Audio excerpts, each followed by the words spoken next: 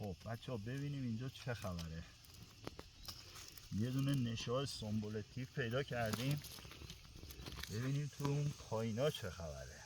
حالا نمیدونم تا حالا ریشه سنبولتیو آفیسنال رو از نزدیک دیدید یا نه.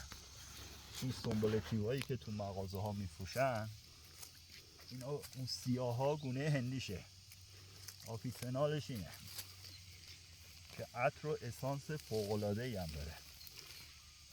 به به به به به به، عاشق این گیاه هم. یعنی این گیاه با آدم حرف میزنه.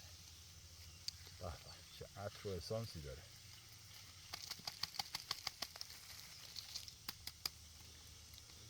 خب بیا بیا قشنگ جلو، ریشه رو نگاه کن،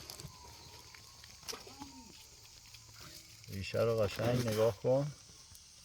این ریشه سنبولتیو آفیسناله. این هم خب گیاهه، منتها خب این الان حدودا 20 مهر ماهه و گیاه به لطف هوا دوباره رویش کرده دیگه. در اصل الان موقع رویش گیاه نیست.